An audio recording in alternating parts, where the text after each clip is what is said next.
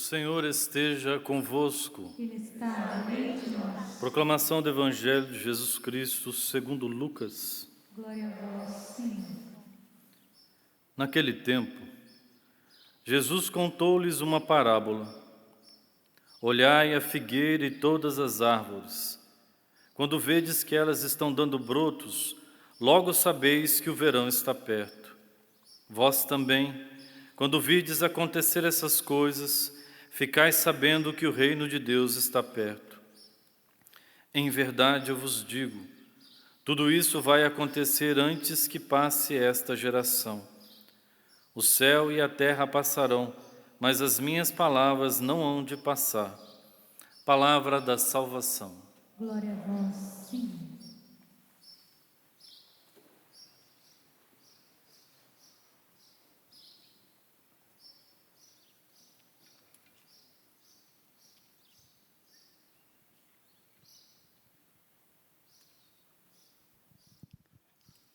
A liturgia desses dias recorda para nós, tem nos apresentado alguns capítulos e parte dos versículos do livro do Apocalipse de São João, já nos preparando para as 4 semanas que nós viveremos do Advento. Esta é a última semana do tempo comum, a 34ª semana, encerrou com a festividade de Cristo Rei do Universo, domingo passado, e logo em seguida já iremos adentrar propriamente aí no tempo do Advento, essa preparação para o nascimento de Jesus. Embora, e assim a liturgia nos apresenta, as 2 primeiras semanas do Advento recorda para nós sobre a segunda vinda do Senhor, a sua vinda gloriosa, onde virá para julgar o céu e a terra.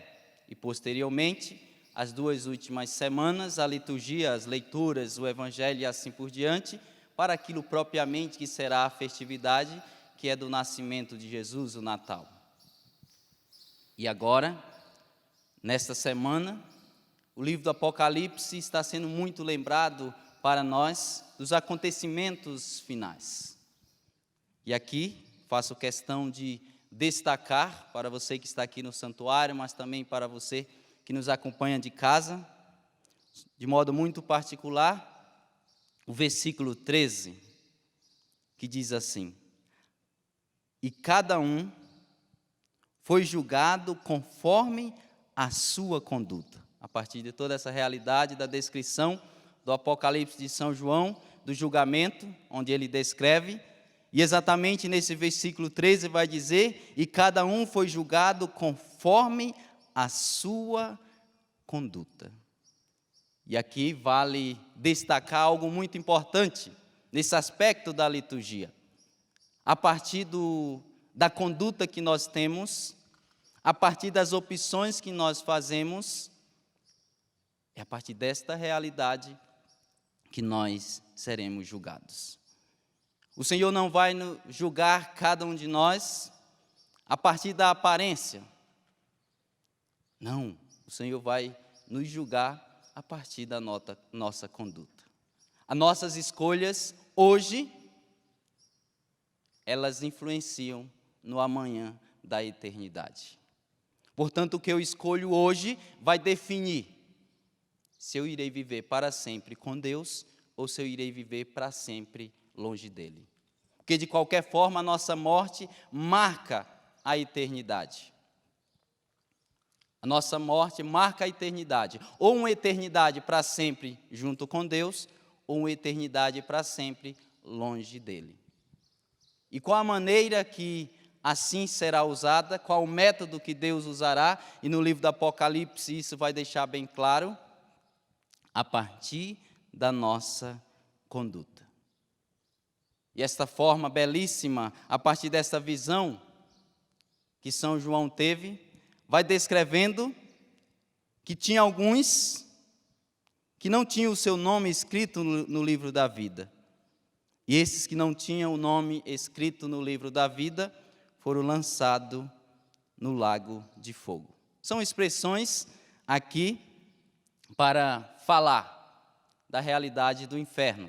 A realidade do céu, aqueles que estão escritos no livro da vida, e aqueles que não estão para falar da realidade de inferno, ou seja, permanecendo para sempre longe de Deus.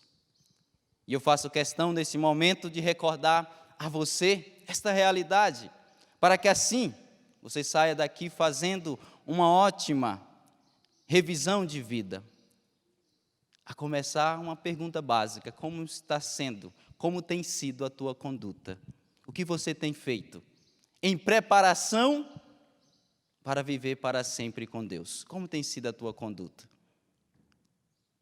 A partir do teu estado de vida, como é que você tem vivido? Qual a fidelidade do seu estado de vida? Seja casado, celibatário, sacramento da ordem, e assim cada um no seu estado de vida. Como tem sido a conduta? Tem sido uma conduta conforme a graça de Deus, conforme a vontade de Deus, ou contrária e longe de tudo isso? E esta palavra julgamento, que seremos julgados, nós precisamos levar isso muito a sério. Porque senão nós levamos uma vida de qualquer jeito, contrária ao Evangelho, uma vida completamente contrária ao Evangelho, e ainda assim dizemos: eu quero me salvar. Ainda assim nós dizemos: eu quero passar a eternidade junto de Deus. Só que existe algo aí que é contrário. Existe algo aí que é muito contrário. Eu viver nesta vida longe de Deus, longe dos sacramentos, longe da igreja, longe de tudo, e mesmo assim querer se salvar. E não é por aí. Se nós de fato queremos nos salvar, se nós queremos passar a eternidade junto de Deus, a nossa conduta hoje e agora precisa ser uma conduta a partir dos ensinamentos do Evangelho. Não pode ser do meu jeito. Não existe céu do jeito do Padre Helenildo. Não existe céu do seu jeito. Existe céu do jeito que o Evangelho assim apresenta. Todas as vezes que nós queremos construir um céu do nosso jeito, é um céu simplesmente ilusório. Ou seja, não existe. Existe o céu conforme o Evangelho. E nós precisamos nos preocupar com a nossa salvação e também com a salvação daqueles que estão ao nosso lado. Precisamos nos preocupar, faço questão de frisar isso, porque senão nós vivemos uma vida de qualquer jeito, longe de Deus, uma vida no pecado, longe dos sacramentos, e está tudo tranquilo, está tudo tranquilo. Não pode estar tranquilo não. Se nós entendêssemos, quando nós não estamos em estado de graça, nós entendermos o que isso significa, nós nem dormiríamos à noite. Passaríamos a noite virando de um lado para outro na cama, sem conseguir dormir, entendendo a gravidade do que é viver longe da graça de Deus, longe da comunhão com Deus. Nós seremos julgados a partir da nossa conduta, a partir dos nossos atos. Isso significa nós levarmos mais a sério a nossa vida. Não vivermos de qualquer jeito. Não vivermos a vida sacramental de qualquer jeito. Muito pelo contrário, em tudo, possamos viver dentro da vontade de Deus, fazendo a vontade de Deus. Para que assim possamos ingressar, entrar, morar nesta nova Jerusalém, como descreve de forma, através de analogia, São João, tendo em vista a visão que ele teve, nessa nova Jerusalém, esse novo lugar, essa nova cidade, e esta é permanente.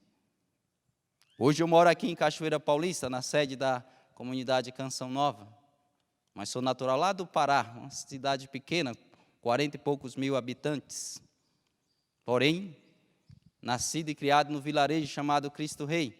Cada um de nós temos um lugar onde nós nascemos, crescemos, e um lugar onde hoje nós residimos.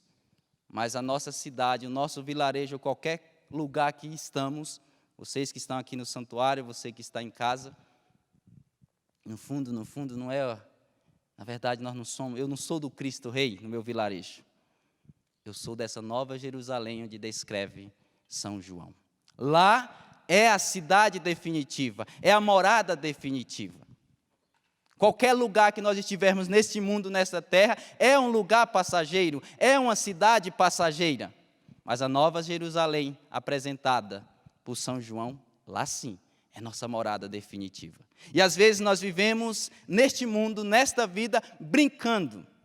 Ou seja, não levando a sério a nossa vida com Deus, não levando a sério o nosso compromisso com Deus. E todas as vezes que eu não levo a sério o meu compromisso com Deus, não levo a sério o Evangelho, eu coloco em risco a eternidade. Às vezes, por um momento, eu coloco em risco a eternidade. E nós não podemos fazer assim, não podemos correr o risco de perder a salvação, não podemos trocar um minuto, um segundo pela eternidade. É um prejuízo muito grande.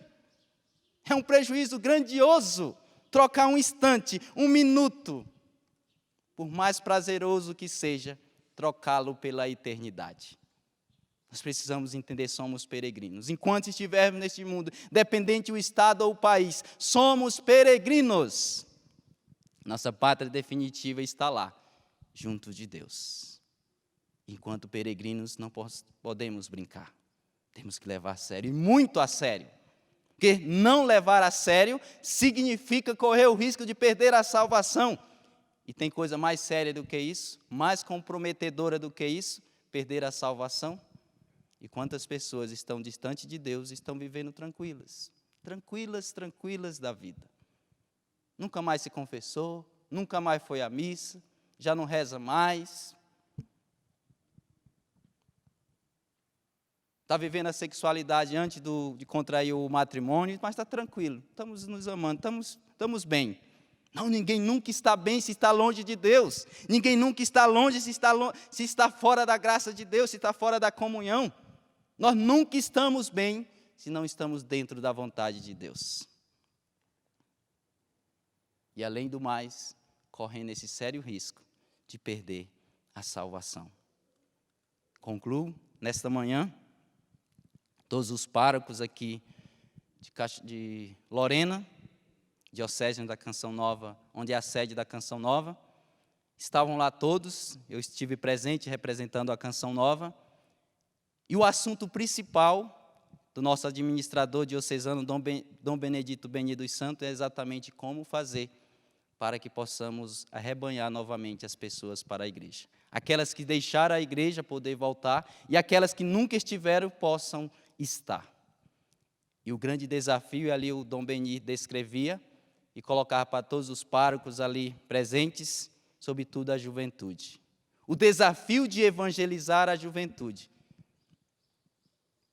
Até o público aqui onde eu estou, no Santuário do Pai das Misericórdias.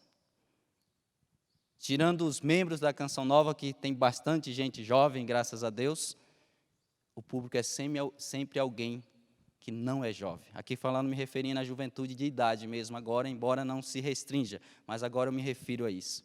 Os jovens, sobretudo dos 20 anos para baixo, dificilmente você vê dentro da igreja.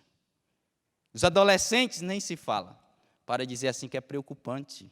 E nós precisamos nos preocupar, aí que está. Nós não podemos olhar, não, estão perdidos, olha lá eles. Olha só, a igreja está branquinha, os cabelos brancos. Bendito seja Deus que os de cabelo branco têm permanecido na igreja e permaneçam mesmo.